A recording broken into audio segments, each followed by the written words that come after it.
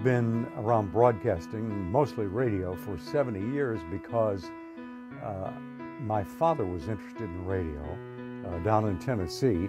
He was a self-taught engineer, and he fixed people's radios for them. And he didn't have any money, but he talked a friend into putting up money and putting a radio station in a little town called Cookeville, Tennessee, when I was 3 or 4 years old. And I watched him. My mother said I cut my teeth on a microphone. Jack Lee could have done anything. But I'm really happy that he decided to go into radio. Wow, what an icon. I started with Detroit Public Schools, had a very good program, and had an FM radio station back when only schools had FM radios. So I started acting on that. I'd get a bus pass and get out of class and go over to that radio station and be in little radio dramas. And then from that I started doing professional acting. I was taking dramatics from the Tonto on the Lone Ranger show, John Todd, and I got in those ABC programs for some very small parts. In the Lone Ranger show, there was a character, the Lone Ranger's nephew, Dan Reed, the son of his sister, who lived back east. And he would come out every summer on a stagecoach when kids were out of school. It was a character for them to relate to, I guess. And it was paid as a non-principal, which meant you got paid half scale, and you had to have something like fewer than 4 lines. And so it usually involved being kidnapped by bad guys from the stagecoach, and the Lone Ranger and Tonto then rescuing me. So I had lines like, "You guys better," and then at the end, "Golly, Lone Ranger," and that was about it. My first station in Milwaukee was the old WAUX in Waukesha. I came as program director, and I did an on-the-air shift using the name Jim Sanders, which is my first and middle name, which I'd used in Detroit. And after about a year of that, I got offered a job to go back on the air doing Top 40 at WOKY. So in late 1965, I joined WOKY as assistant program director and did various shifts there and worked there till 1970. And that was my last on-the-air job. When Jack Lee was at WOKY, this guy had a 50 share of audience. Now that's never happened since Jack Lee did that. He was on, I think he was doing nights at WOKY in the 60s. And he literally had an Arbitron book that gave him a 50 share. That in itself is pretty unbelievable. This is the Jack Lee 9 to Noon Show on Fun 11 WOKY with Otis Redding now in the dock of the bay. Radio's theater of the mind. Jack was the best at it. And Jack is an actor by trade, as we all know. Maybe that was it. I don't know. But you put Jack Lee on the air, and people were mesmerized by him. I'm glad I never had to compete with Jack Lee on the air. Jack and I started working together in the 60s at WOKY, and we changed shifts constantly at that time. We were working all different shifts. So he ended up on the morning show. I ended up in middays. And in 1970, he went to WTMJ to become program director, and I took over the morning show because he recommended me. It turned out to be a great move. So then, eventually, I went to WEMP for a better offer, and as the station had problems, they needed a new program director. So I recommended Jack Lee. So Jack came to work at WEMP and became my boss.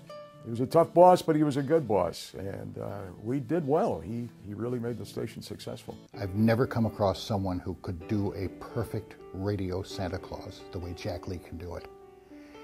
His voice is tremendous, but more important, his interaction with kids on the telephone is just stupendous. When I came to WOKY, I started there at the time the Batman TV show just launched on television, and I was doing the evening program, and I could just feel the fact that people who would normally listen to OKY were watching television just before I came on. So I started a character called Bat Fink with the Wonder Boy Brucey as his sidekick, and for the 6 months that I was on evenings, I did the Bat Fink voice. There was kind of a guy like that who lived down in the sewers under Midtown Milwaukee, you know, and one of them Schlitz beer trucks turned over on Sherman Boulevard, And it was all over the place. They spilled beer all over. It was terrible. I cut my tongue, but I got most of it up, you know. And he was that kind of a just disgusting character with a YMCA towel as a cape. And when I went into Days, they said, we love the voices, and now you're doing 9 to noon. Why don't you do some kind of a housewife character? And that's when I came up with the Lady of Charm, because in Detroit on television, there was Edith Fern Melrose, the Lady of Charm, who did like a charm and cooking school, just bizarre show. I can't even describe how bizarre she was. And so I kind of did her voice, which sounded like this. And so as a sidekick to Jack Lee, I did the Lady of Charm, and I would say, we got advice to the lovelorn, and I come in a little late this morning. It was icy out there, you know, in the parking lot at WOKY, and I got to tell you that I slipped in the parking lot and did some. I did a figure 8 in the parking lot this morning, the hard way with Roman numerals. Oh, I got you there, Jack, didn't I? So she was the head of the Queen of the House Club, and then when I went into mornings, they wanted me to continue to do the character. And Bob Collins was a hire I made at OKY, and he liked the character so much that when he went to WGN in Chicago, he arranged for me by phone to call in and ad-lib with him once a week. And for about 10 years, I did the Lady of Charm on WGN in Chicago while I was a general manager at EMP. Jack never loses sight of the audience. He always puts that foremost in his mind. What does the audience think? What does the listener think? And even if it seems a little strange, he'll still keep that listener in mind. You know, anybody who worked in radio, when phone calls would come in and say, there's another crazy on the line, Jack would never say, no, don't call them crazies. Just think of them as lightly tethered to reality. Cutting through the bureaucracy and kind of loosening up and modernizing WTMJ was one of the things I was most proud of in my career. And then we had an automated background music station, and the change to WKTI format and call letters was a challenge. Jack asked me to be the production supervisor for this new station, so I got my first day job where I could work during sunshine hours. And that was primarily because of Jack. And I took the job, quite frankly, without knowing what it was and what it involved. But he was the guy that taught and helped it work and made it work. The terrific man to work for. Absolutely terrific. The low point in my programming career was Disco 99. The owners of the station at the time before we were sold to the company that started WMYX at 99.1 in Milwaukee were aware of the disco craze, and they decided that while they had the station on the market, that perhaps they could increase the ratings and the value of the station by doing the disco format. And so I warned them about the possibility of it being short-lived, but it was kind of interesting. And we didn't have studios, we only had automation. So I think I put together the first automated disco station in the country. The difficulty in those days was that disco songs were 45 or 50 minutes long, and that caused the time correct on automation to not work, and so you just, all kinds of crazy things happened. And we were Disco 99 for about 6 months. We didn't have a big air staff there initially, but then Jane Matnair, who's now on the air in Milwaukee doing mornings at B93, was someone that I encouraged to be moved from overnights to a morning show, one of the first female morning show hosts in Milwaukee. Jack saw something in me that I didn't even realize was there. Jack Lee taught me to be myself. He always said that one of the reasons why he liked me was that I was not a giggly sidekick, and that he never wanted me for that role.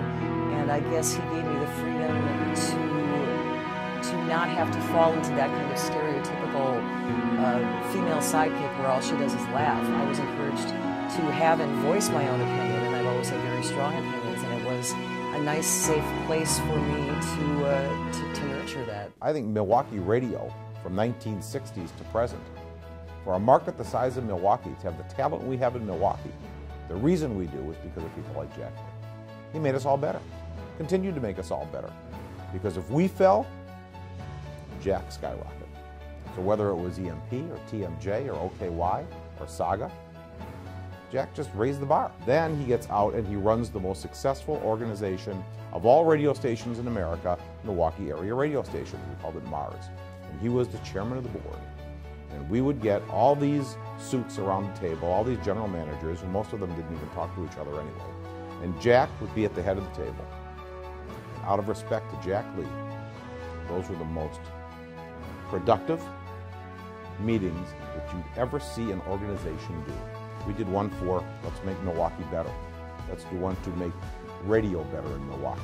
Jack was the impetus for all of those starting and being great projects. I think my legacy is that I spent 70 years in radio having a lot of fun, and I got bored easily, and so I did everything from acting to disc jockeying in every format to being a program manager, a general manager. I ended up in digital media and sales, running a trade association, and I was, I think, a jack of all trades.